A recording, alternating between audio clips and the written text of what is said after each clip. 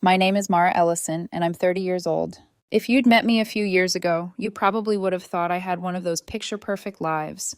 Stable job, cute little starter apartment, handsome husband, Instagram-worthy anniversary dinners. What you wouldn't have seen were the ultimatums, sharp little knives he kept pressed to the softest parts of my life. It started 3 years into our marriage, right around the time Damon realized I was never actually going to leave. That's when the word divorce became his favorite tool. If dinner wasn't on the table by 6, he'd lean back in his chair, look at the clock, and murmur, "Maybe we should just get divorced." If I asked where he'd been after he rolled in at midnight, "If you don't trust me, maybe we should just get divorced." If I asked for help with anything, trash, dishes, laundry, "I'm not going to live like this. We can just get divorced." Wrong brand of coffee in the pantry? Divorce. Didn't laugh at his joke in front of his friends? Divorce. Too tired for sex after a 10-hour day on my feet as a dental hygienist? Definitely divorce. At first, I scrambled. I'd work full-time, come home to cook these elaborate meals while he sat on the couch playing video games, headset on, shouting at strangers. I deep cleaned on weekends while he played golf. I paid half the bills even though he made 3 times my salary. I scheduled his dentist appointments, bought his mother's birthday gifts, hosted his friends, and pretended everything was fine. In front of other people, I acted like the divorce comments were just dark jokes. "He's so dramatic," I'd say, laughing it off, while my stomach twisted. Every "maybe we should just get divorced" landed like a little earthquake under my feet. The breaking point wasn't one huge disaster. It was a quiet, ordinary night that should have been special. Our 5th anniversary. I made a reservation at the Italian place where we'd had our first date. I even wore the same color dress, did my hair the way he'd once said he liked. I got there 10 minutes early, sat at a small corner table, fingers tracing the condensation on my water glass, while couples around me clinked wine glasses and shared desserts. He was supposed to be there at 7. At 7:15, I texted, "Everything okay?" At 7:30, I called. No answer. At 8, the waiter refilled my water and asked if I wanted to order anyway. I said I'd wait. My chest hurt. People were starting to notice the woman sitting alone at an anniversary table. Damon walked in at 9. No apology, just a sigh about traffic and how the parking lot was a nightmare. He sat down, glanced around, and immediately complained, "This place is packed. Why would you pick somewhere this crowded?" The waiter came, all forced cheer. Damon ordered like he was doing everyone a favor by being there at all. I picked at the bread basket, my appetite gone. "I was worried," I said quietly. "You were 2 hours late." He shrugged. "Work ran over. You know how it is." "You could have texted," I said, "or called. Something." He set his fork down with a clatter, loud enough that the couple at the next table glanced over. "Oh my God, Mara," he said, voice rising. "If you're going to nag me about every little thing, maybe we should just get divorced." He said it louder than he'd ever said it at home. Loud enough that 3 tables away, a woman's conversation stalled mid-sentence. Something in me broke. Not in the dramatic, sobbing way. More like a thin wire inside me finally snapped and left this strange, ringing silence behind. "Okay," I said. He blinked. "What?" "Okay," I repeated, feeling my own voice steady in a way it hadn't in a long time. "Let's do it. Let's get divorced." He stared at me like I'd suddenly started speaking another language. "Come on," he scoffed. "Don't be ridiculous. We're at dinner." "You've threatened divorce at least 200 times this year," I said. I started counting in March. He opened his mouth, closed it again. I pulled out my phone. For 6 weeks, every time he'd said divorce over something stupid, burned toast, a misplaced sock, me being 5 minutes late, I'd written it down. Date, time, what triggered it, exactly what he said. At first, it was just to convince myself I wasn't imagining things. Then my lawyer had told me to keep going. I tapped open the document and turned the screen toward him. His face went pale as he scrolled. March 12th, 6:14 p.m. If you can't even cook pasta right, maybe we should just get divorced. April 3rd, 10:02 p.m. If you're too tired for sex again, what's even the point? Let's just get divorced. May 27th, 5:45 p.m. If you question where I am one more time, we're done. Divorce. "You've been tracking this?" he asked, voice suddenly thin. "I've also been seeing a lawyer for 6 weeks," I said. "The papers are ready. I just have to file them." He laughed, but it came out wrong, jagged. Mara, I was joking. You know I don't mean it. I know you mean this. You think I'll never leave, I said. You were right, until now. The waiter approached, sensing tension. Is everything... We're done, I said, standing up. Sorry for wasting the table. I left him sitting there at the place where we had our first date, staring at a screen full of his own words. I filed the papers the next morning. The divorce took 4 months. For someone who treated our marriage like a threat he could throw around whenever he wanted, he suddenly became desperate to keep it. He contested the asset split, tried to get alimony from me despite making 3 times my income, told our friends I'd cheated, called my boss and said I was unstable. He made it ugly, but I'd spent months preparing. I moved money into a separate account, found a small apartment and lined up a roommate, packed my things while he was at work, kept every text, every email, every time he threatened to ruin me if I left. By the time the decree was finalized, I was already gone. That was 8 months ago. In those 8 months, he called 47 times, texted me 193 times, showed up at my work twice and left notes on my car. He sent flowers, apology letters, a handwritten journal of thoughts from therapy, even a ridiculous singing telegram that made the whole office go quiet. Last week, he came to my door with a ring. Not the original ring, the one I'd taken off and left on the dresser the day I moved out. A new one, bigger diamond, shinier band, like he could upgrade me back into submission. I've changed, he said, standing in my doorway. I'll sign a postnup. You can have full financial control. I'll go to therapy. I'll do whatever you want. Just remarry me. I almost laughed. Why would I remarry someone who spent 3 years holding divorce over my head? I asked. You didn't lose your wife, Damon. You lost your maid, your cook, your emotional punching bag. His eyes darkened. The old version of him, the one I knew too well, flared through the therapy-softened exterior. You'll never find better than me, he snapped. I already have, I said. Right on cue, Trevor appeared behind me, barefoot in our hallway, coffee mug in hand, hair still messy from sleep. We good? He asked, resting a gentle hand on my shoulder. Damon's face went from red to white. You're already with someone? He said, voice shaking. I'm happy, I said. Something I never was with you. I closed the door. He started shouting in the hallway. Building security had to escort him out. For the first time in a long time, I let myself believe maybe, finally, this was over. Then the envelope arrived. Plain, white, no return address.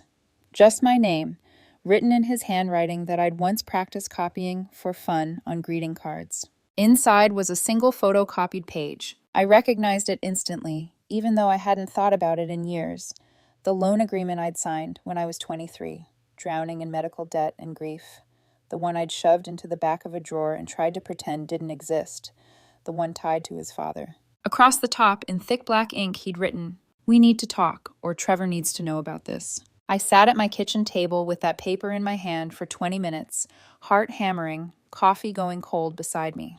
Because if Trevor found out what that document really meant, it could ruin everything I'd built since I walked away. The photocopy lay on the table like a ghost from a past I'd buried so deep it had started to feel imaginary.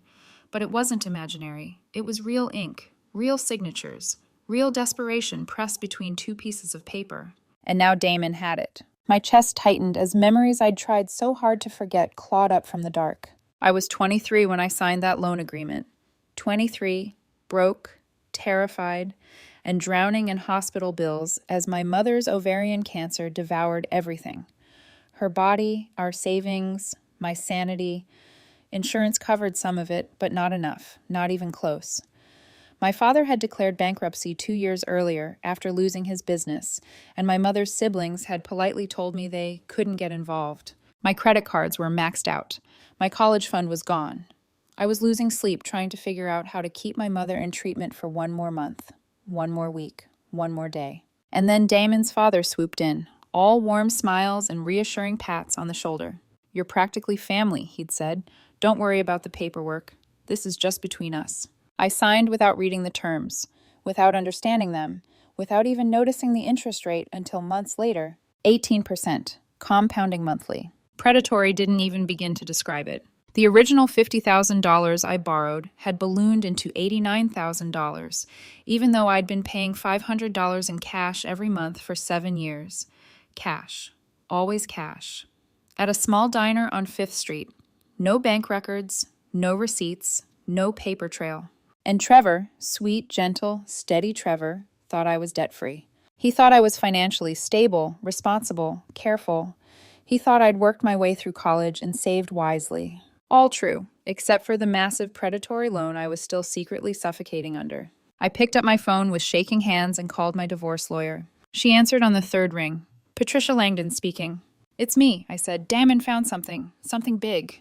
Tell me everything. I explained the loan, the interest, the cash payments, the lie by omission, the photocopy in the envelope. Patricia was quiet for a long moment, long enough that I almost checked to see if the call had dropped. How much do you still owe? She finally asked. $47,000. And there's no proof you've been paying? None. She exhaled. Legally, Mara, you might still owe the entire original amount, plus interest, potentially over $80,000. My stomach dropped. What? If he's been taking cash with no receipts, there's no documentation, no record. It's your word against his. I sank into a chair.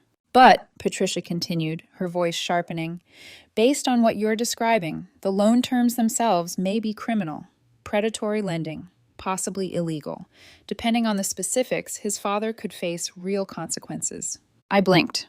So Damon is threatening to expose something that could send his own father to jail? It wouldn't be the first time someone threatened blackmail without realizing they're holding a grenade.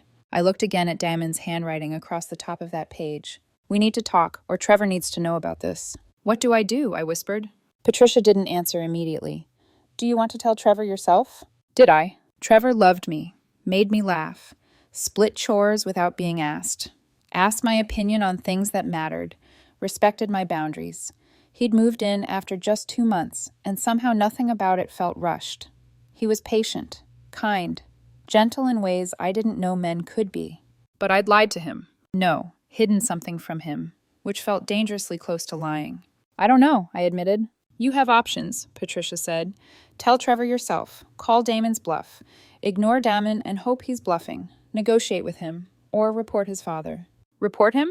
If the loan is illegal, yes. My mouth went dry. Would you report him? If it were me, Patricia said. Yes, and I'd tell my partner immediately, but I'm not you. I thanked her and ended the call. Trevor was at work. Wouldn't be home until 6. That meant I had 8 hours to decide whether I wanted to be honest with the man I loved, or let Damon hold this over me. I spent the morning cleaning the kitchen, reorganizing my closet, folding laundry that didn't need folding, any task to avoid sitting with the fear chewing at the edges of my ribcage. At noon, my phone rang. Unknown number. I shouldn't have answered. I did anyway. So, Damon said, voice smooth and smug. You got my letter. What do you want? I want you to hear me out, he said.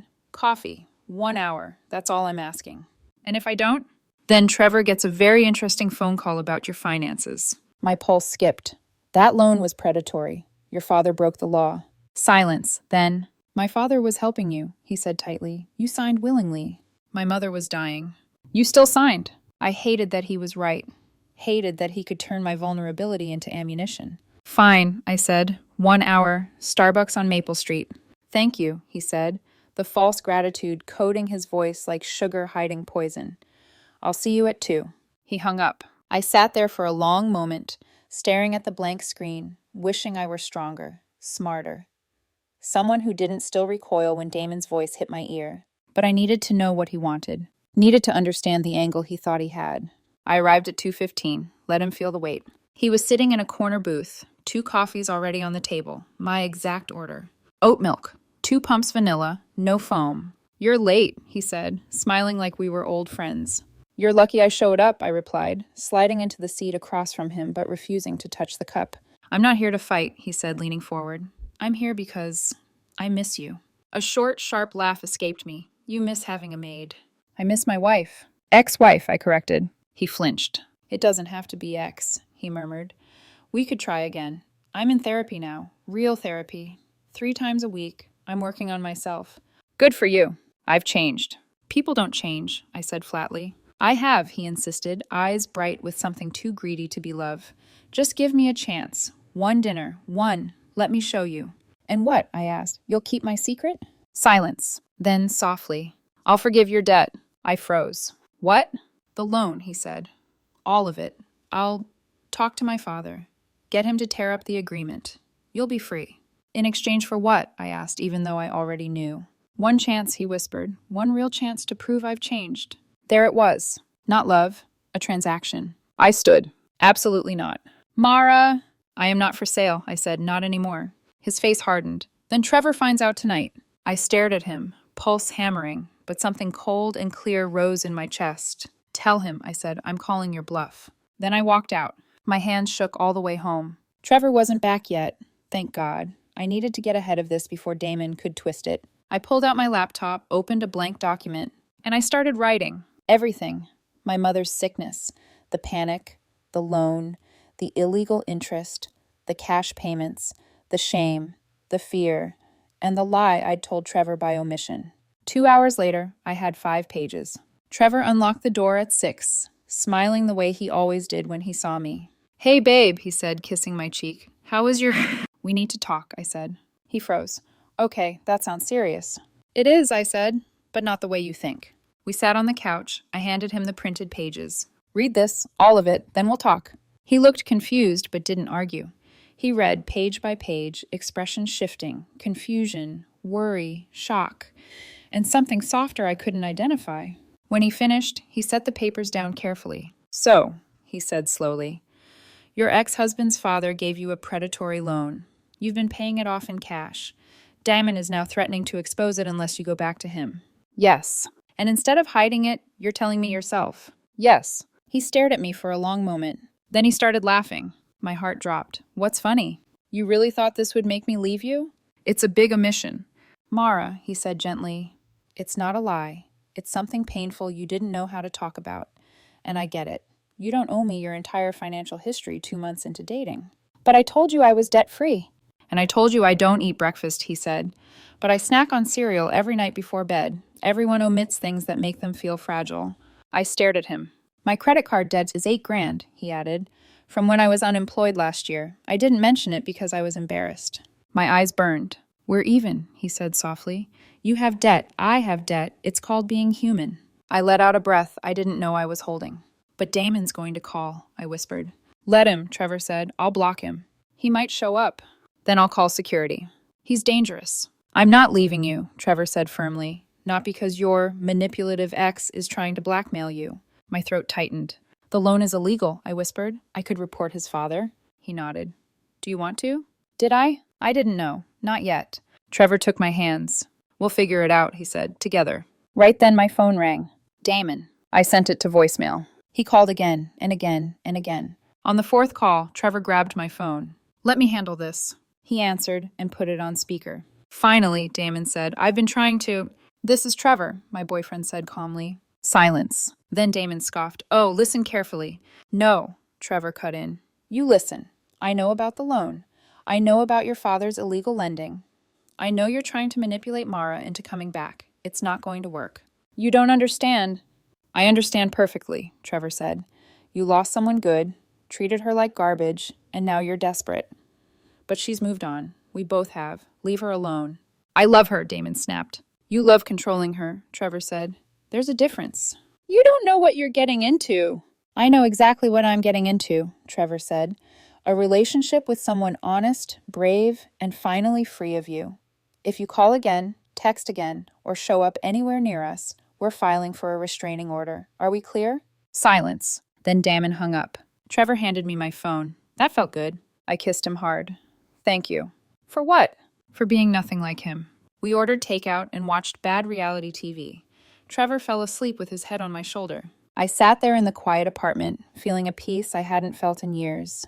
Then Bridget texted, Hey, some guy was in the parking lot today asking about you. Said he was your brother? My blood ran cold. I don't have a brother. Right. That's what I thought. I walked away. But he was watching the building. My hands shook. Damon wasn't done. Not even close. The next morning, I didn't even make it to my car before panic clawed up the back of my throat. Every shadow in the parking garage looked like it had a heartbeat. Every footstep echoed too loudly. I fumbled with my keys, hands trembling. By the time I got into the driver's seat, I was already calling Patricia. He was in my work parking lot, I said.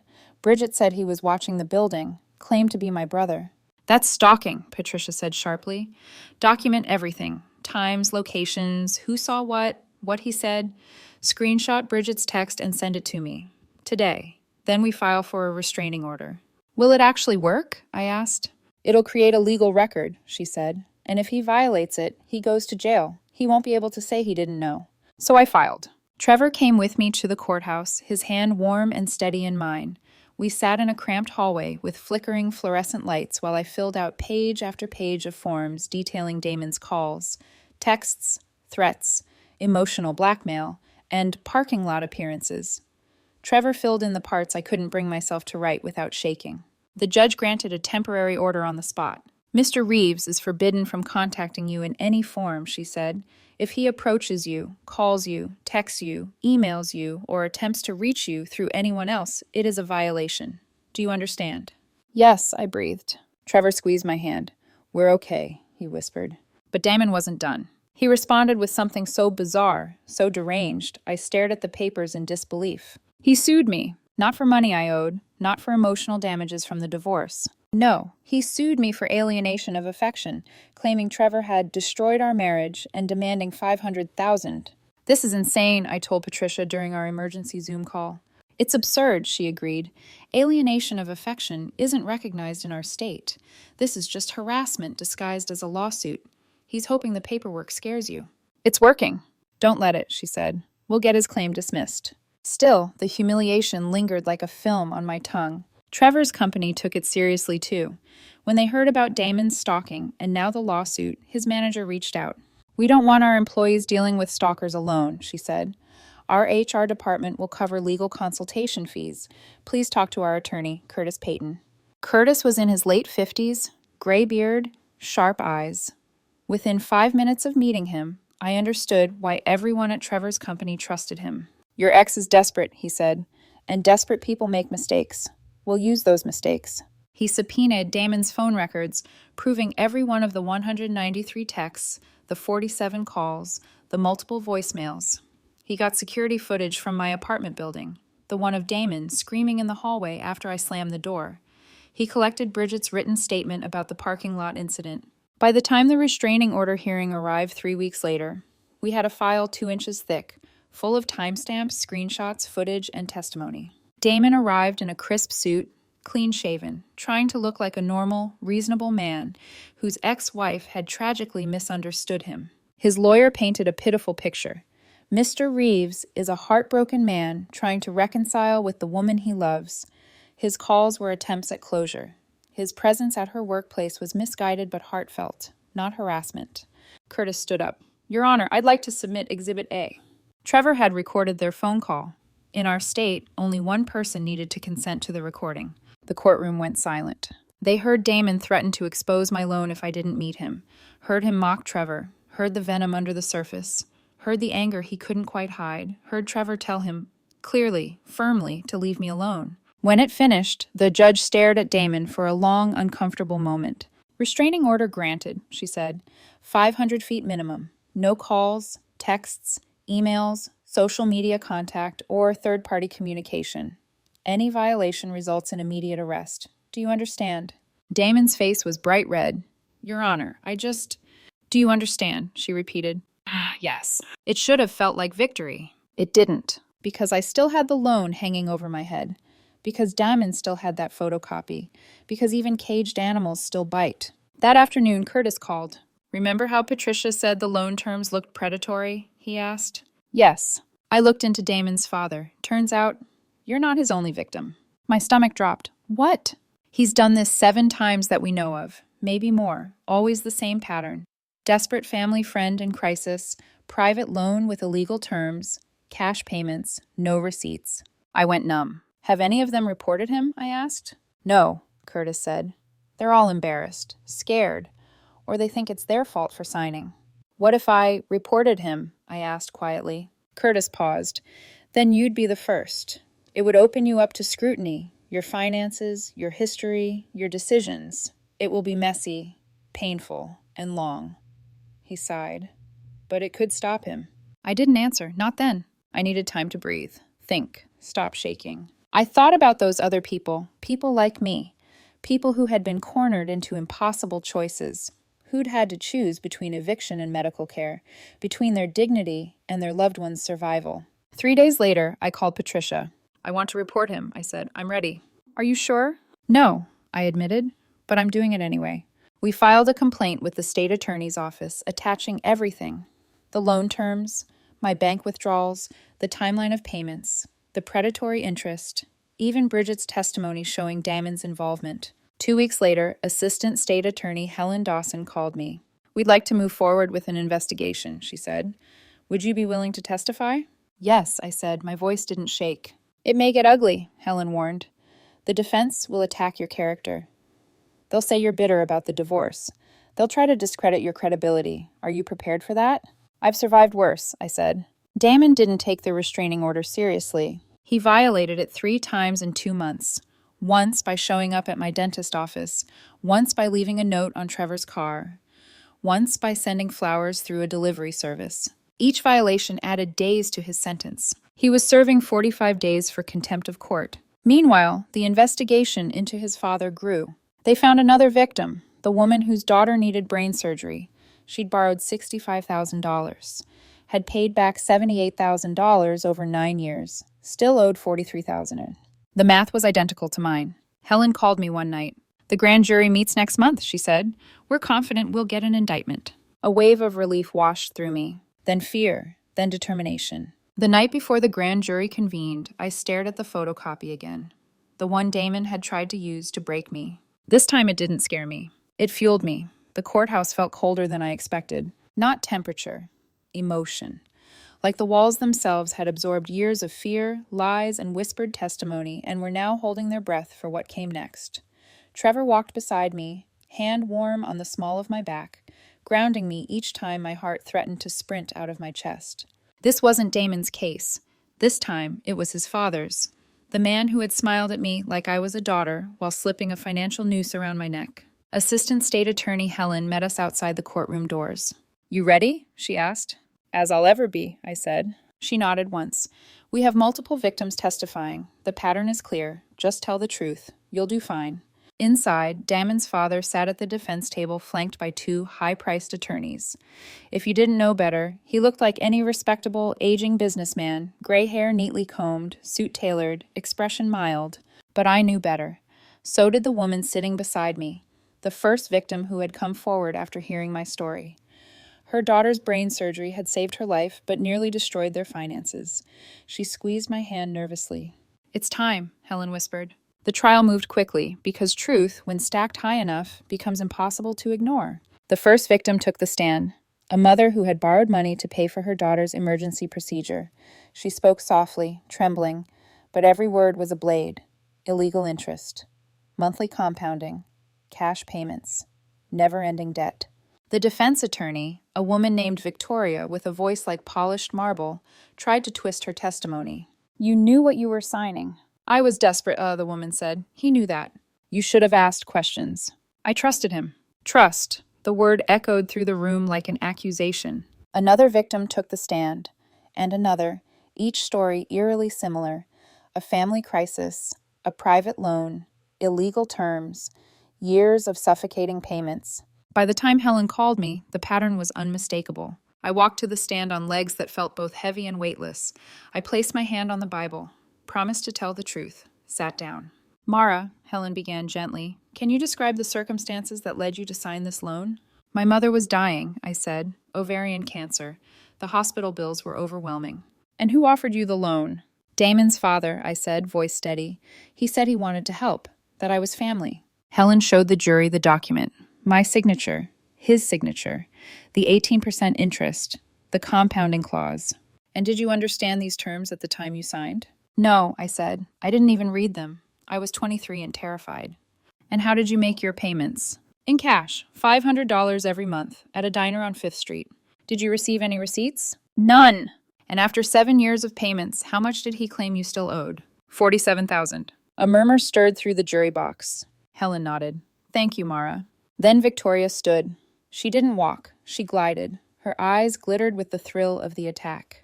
Miss Ellison, she began, isn't it true you recently divorced Damon Reeves?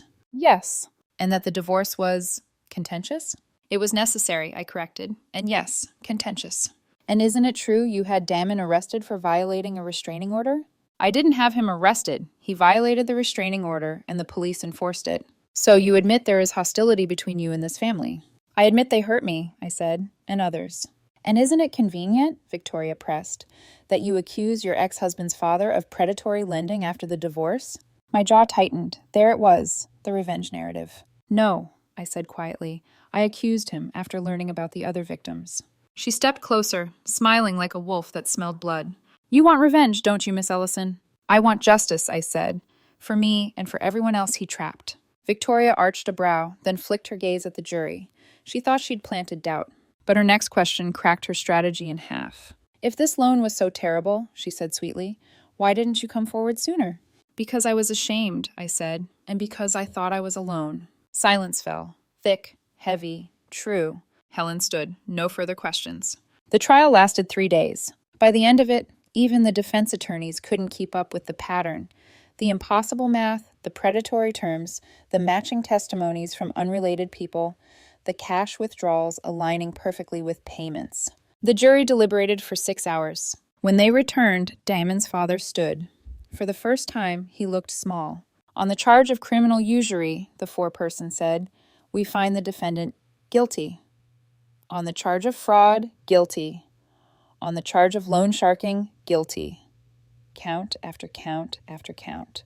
His shoulders collapsed. Sentencing was scheduled for 6 weeks out. He was taken into custody immediately. I walked out of the courtroom into sunlight so bright it made my eyes water. Trevor wrapped his arm around me. You did it, he said softly. We did it, I said. 6 weeks later, I stood in the courtroom again, this time to read my victim impact statement. Mr. Reeves preyed on me during the darkest period of my life, I said. He disguised loan sharking as kindness. He knew I was desperate. He knew I had no options, and he built a debt designed to follow me forever. He did this to me, to others, to families already drowning.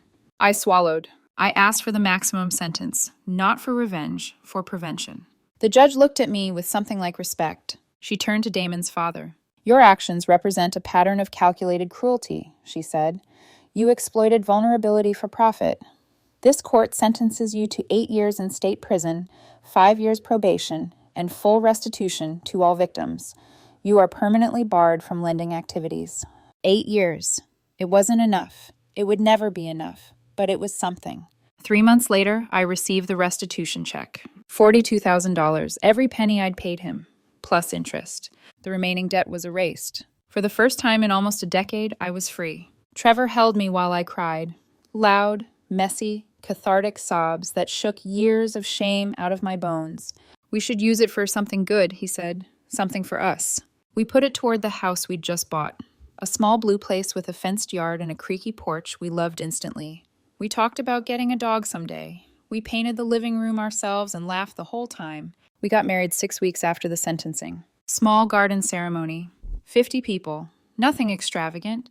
Just love and sincerity and the kind of peace that still felt surreal. My father walked me down the aisle. His eyes were wet through the whole ceremony. Trevor's vows made my hands shake. I promise to respect you, he said, to stand beside you, to never weaponize your fears, to choose you freely without conditions. Mine were simple. I promise to be your partner, not your servant. To be honest, even when it's hard, to choose you, not because I need you, but because I want you. We cried. Everyone cried. It was exactly the kind of marriage I used to think was unrealistic. Months passed. We settled into normal life. Rock climbing on weekends, game nights with friends, Trevor learning to cook and failing adorably, me painting badly in the backyard studio. One evening, we sat on the porch watching the sunset. Golden light spilled over everything. Any regrets? Trevor asked softly. Only that I didn't leave sooner, I said. He squeezed my hand. I got up and walked to the fire pit. Trevor followed silently. I held the photocopy, the one Damon sent with his threat. His handwriting still scrawled across the top. This should have ruined me, should have cost me everything. Instead, it ignited the fight that brought justice to people who had suffered in silence. I dropped the paper into the flames. It curled, blackened, and disappeared. Trevor didn't ask what I was burning. He didn't need to. That's love. Quiet, steady, patient. As the ashes drifted into the evening air, I realized something. Who I was before would have begged Daman for peace. Who I am now knows peace doesn't come from silence. It comes from choosing yourself. Sometimes courage isn't a roar. Sometimes it's a whisper that becomes louder every time you speak the truth. And sometimes the best revenge isn't revenge at all. It's living a life so full, so peaceful, so yours that the people who tried to break you become nothing more than ashes in the wind.